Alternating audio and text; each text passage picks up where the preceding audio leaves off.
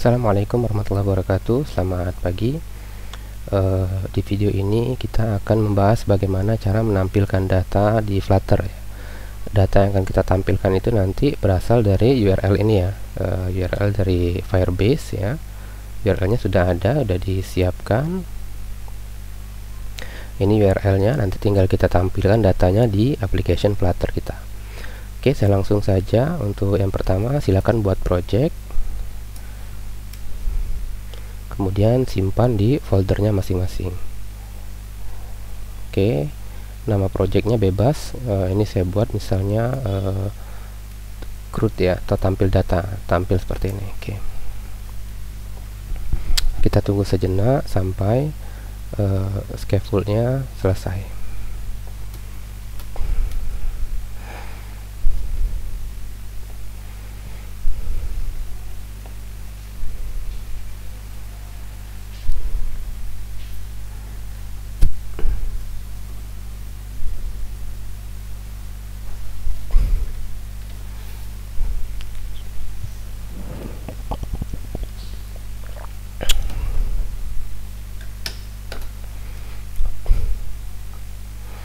Oke, ini sudah selesai.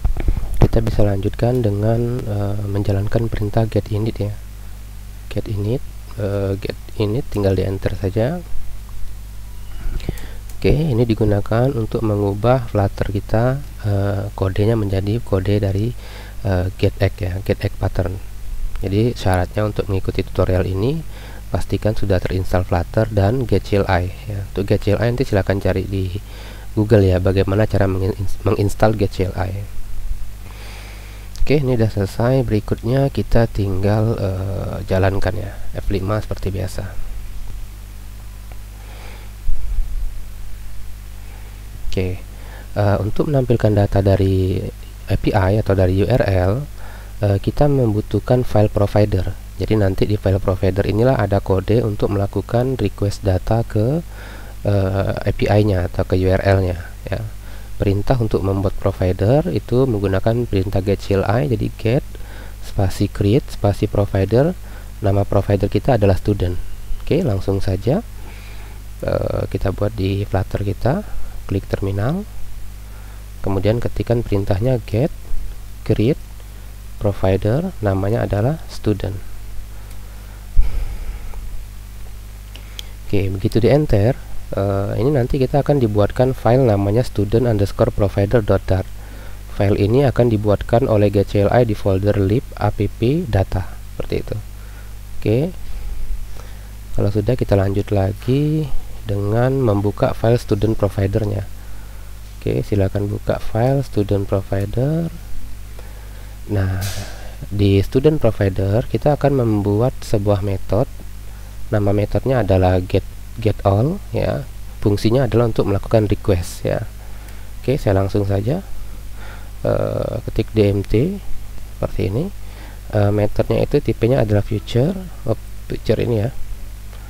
Kemudian respon kemudian dynamic, tipe kembaliannya ya. Oke, metodenya namanya getAll. Metode ini tipenya adalah asinkronus ya. Asinkronus itu gampangnya adalah ketika perintah itu dijalankan, maka perintah itu akan dijalankan di background proses ya. Kalau menggunakan sinkronus ini, maka ketika satu perintah sedang dieksekusi, perintah yang lain tidak bisa dieksekusi. Dia harus tunggu dulu perintah yang pertama selesai. Tapi kalau asinkronus, itu semua perintah bisa dijalankan secara bersamaan. Oke, kita lanjut lagi. Di sini kita return await get ya, kemudian kasih titik koma. Berikutnya kita pastekan URL-nya. Oke, kita copy URL kita, kemudian kita pastekan di VS Code kita sini ya. Oke, jadi perintahnya seperti ini, future respond dynamic getAll asin wait. Jadi ini untuk ngambil data aja. Ini untuk ngambil data di URL-nya materi Flutter Firebase punya Google. Berikutnya proses request sudah kita lakukan. Sekarang kita akan menghandle hasil dari requestnya. Jadi ini minta datanya, nanti hasil dari permintaannya itu akan kita handle di home controller. Oke. Nah, di sini kita hapus dulu. Kita hapus dulu semuanya yang ada di dalam kelasnya ya di sini. Kemudian kita akan buat variabel, tipenya adalah list, namanya list data, isinya adalah array. Jadi nanti semua data dari URL itu akan disimpan di variabel list data. Kemudian variabel list data inilah yang nantinya akan kita tampilkan di tampilan kita atau di home view kita. Oke, ini sudah. Berikutnya kita buat metode lagi. Berikutnya kita buat metode onInit. Nah, seperti ini. OnInit ini adalah metode yang semua kode yang ada di dalam onInit itu akan dieksekusi pada saat program sebelum tampilan dibuat. Jadi sebelum tampilan dibuat tuh dieksekusi dulu semua kode yang ada di dalam onInit, baru kemudian tampilan aplikasi kita dijalankan seperti itu.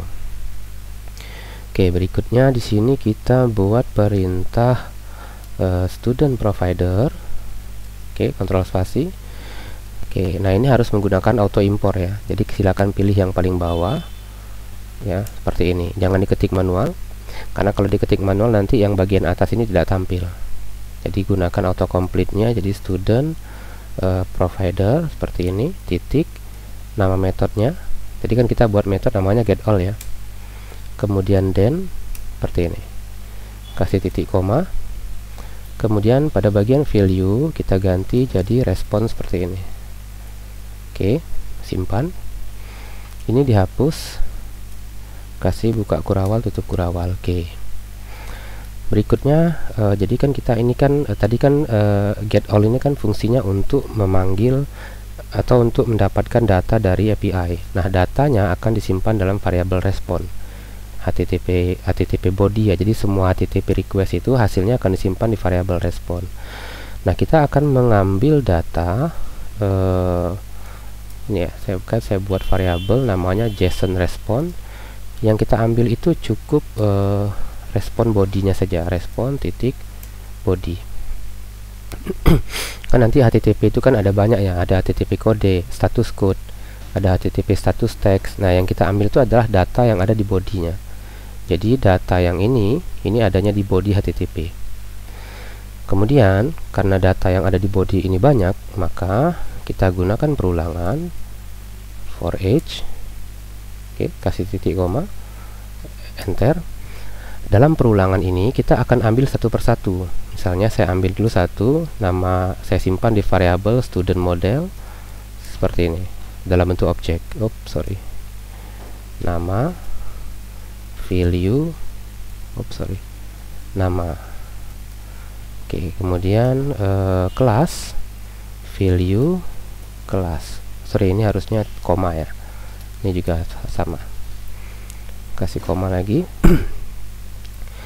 Oke, jadi hasil dari HTTP request itu berupa HTTP body atau respon body. Respon body ini kalau kita lihat data yang ada di Google itu terdiri dari ada key-nya, ini disebut dengan key. Kemudian ini datanya. Nah, data ini ternyata di dalamnya ada key lagi, ada baru kemudian ada data. Maka variabel data key ini akan tersimpan di variabel namanya key. Ya, jadi misalnya saya mau simpan key-nya bisa saja key sama dengan key, berarti gini. Berarti sekarang datanya kita simpan, kita ambil 3 data ya. Pertama data key ini, kemudian data nama ini, nama, kemudian data kelas. Ya, jadi kita ambil 3 datanya. Setelah kita ambil datanya, baru datanya kita masukkan ke variabel list data student model seperti ini. Jadi bisa jadi bisa kita buat seperti ini. Ini hasil dari datanya. Kalau kita tidak mau mengambil key-nya, bisa saja kita buat seperti ini, value ya. Jadi ini tidak perlu nih. Ini juga bisa. Berarti hasil data ini akan langsung disimpan di variabel list data. Ya, tapi karena kita mengambil key-nya, maka kita buat dulu variabel namanya student model. Kita susun dulu datanya di sini, baru kemudian kita add di list data. Oke, ini udah selesai. Berikutnya kita ke home view. Di home view pertama kita buat background dulu. Di sini background color, colorsnya itu kita ambil warna white 70. Oke, kemudian berikutnya di bagian center ini dihapus, kita ganti jadi OBX seperti ini. OBX itu kan gini ya, seperti ini. Oke, nah di sini kita gunakan list view builder, list view B ya, tinggal enter saja. Nah, ini kita ketik di sini controller titik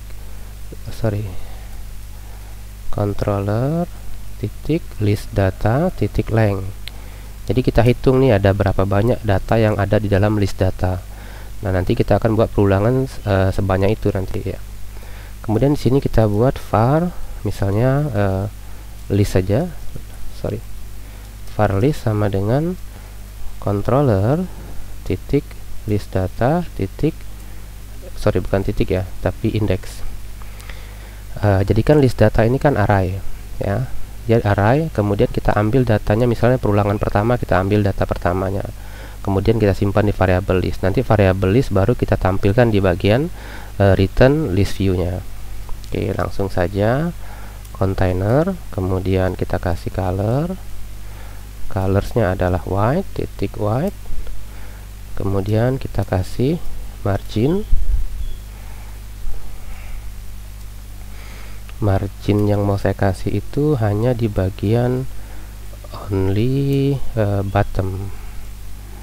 bottomnya 1. Oke, kemudian childnya itu kita kasih list style ya, list style ini baru kita kasih titelnya adalah text widget, isinya adalah list nama ya kan. Gini, kita kasih lagi di sini subtitlenya sama, widget text juga, list kelas misalnya. Oke, udah selesai nih. Harusnya sampai sini datanya sudah tampil ya, datanya udah tampil. Kita coba, ini udah tampil datanya. Oke, sekarang kita bahas kodenya. Yang pertama di home controller ya, value nama ini maksudnya adalah ambil nama yang ada di JSON ini. Jadi namanya harus sama. Misalnya saya mau ambil name, bisa saja nih saya ganti jadi name ya. Maka nanti yang tampil adalah name-nya di sini di Flutter kita. Ya, kita reload dulu nih misalnya. Oh, kalau name itu dia tidak bisa langsung ditampilkan karena kan name itu kan bukan string ya. Nanti kita ganti dulu sebentar, kita lihat.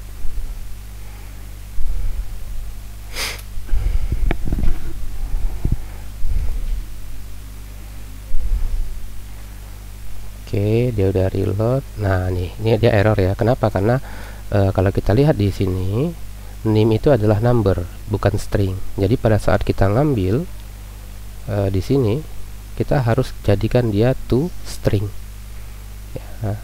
Oke, saya ulang. Jadi sebenarnya yang ada di sini itu adalah data yang ada di API. Yang ada di sini itu adalah data yang kita kirim ke home view ya, harus sama dengan yang kita kirim ke home view. Jadi sifatnya seperti itu. Oke, sudah selesai. Kita tunggu dulu. Ini sudah selesai nih. Nah, seperti ini. Kalau kita mau ganti ini jadi name, berarti kan di home view kita ganti juga jadi name seperti itu ya. Misalnya di sini saya ganti jadi name, berarti di home view-nya kita ganti juga dia jadi name supaya tidak error programnya. Nah, ini kan dia error ya. Oke, kita reload dulu nih. Jadi sifatnya seperti itu. Jadi kalau mau ambil banyak pun di sini tidak masalah. Kita ambil satu lagi kelas. Kelas ini value-nya misalnya kelas.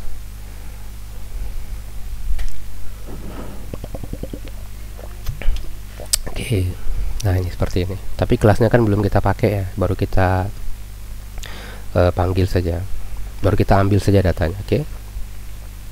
Nah berikutnya kita akan membuat atau memindahkan metode coding ini ya. Coding ini mau kita pindahkan.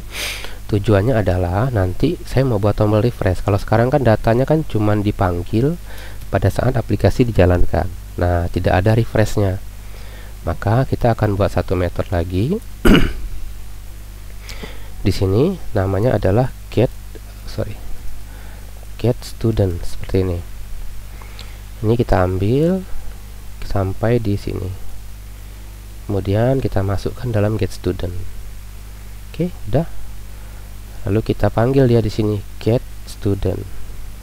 Oke, jadi sekarang kita cukup di on ini kita cukup panggil get student, maka nanti semua kode ini akan dieksekusi.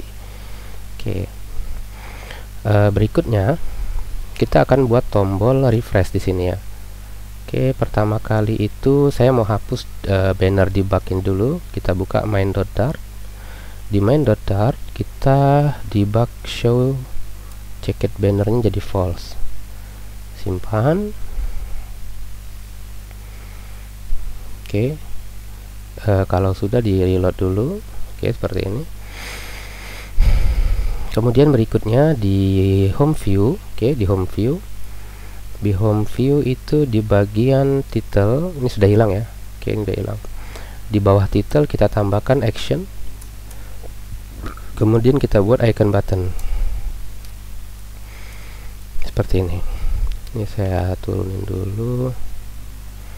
Icon button kita panggil controller titik get student. Oke. Kemudian iconnya ini saya turunin ke bawah. Iconnya kita buat icon namanya refresh, harusnya ada. Oke, koma, simpan. Jadi seperti ini ya. Oke, nah ini kalau kita lihat sekarang udah ada tombol refreshnya. Kalau diklik nanti datanya malah nambah nih. Nah, ini kan ada Aprizal sama Andi, di bawahnya ada Aprizal sama Andi. Hal ini terjadi karena setiap kali kita mengklik tombol refresh, kita menjalankan get student. Get student ini kalau kita lihat kodenya, dia akan menambahkan terus-menerus ke variabel list data. Padahal kan datanya sama saja. Nah, maka sebelum kita melakukan request, di sini kita clear dulu nih. Kita hapus dulu list data titik clear. Jadi list datanya kita kosongin dulu supaya ketika dipanggil baru dia diisi ulang gitu maksudnya. Kita klik di sini. Oke. Nah, kalau ini kan tampilannya ada bagus ya, tidak ada loadingnya. Kita tambahkan loading. Jadi ada widget namanya circular progress indicator. Itu digunakan untuk menampilkan loading. Untuk buat loading itu kita butuh variabel namanya loading isLoading ya, titik obs seperti ini. Kemudian isLoading ini kita kasih dia nilai true, titik value sama dengan true sebelum request dilakukan. Kemudian setelah request selesai di sini isLoading ini kita kasih nilai false lagi. Oke, sudah selesai. Reload dulu. Kemudian di home view itu di bagian sini ya, ini. Oke, silakan di enter. Nah, di bagian ini baru kita buat if. Jadi ada if controller titik isLoading titik value sama dengan true, maka tampilkan widget center. Di dalam widget center itu tampilkan namanya circular progress indicator seperti ini. Kemudian di sini kasih else-nya. Jadi kalau kita baca codingnya nih if ya, if true maka tampilkan ini, kalau false maka tampilkan ini. Oke, simpan. Sekarang coba klik lagi. Nah, itu ada loadingnya tuh. Nah, tapi sebentar ya, karena kan datanya sedikit ya. Oke, sampai sini udah selesai. Kita coba lihat di materi kita.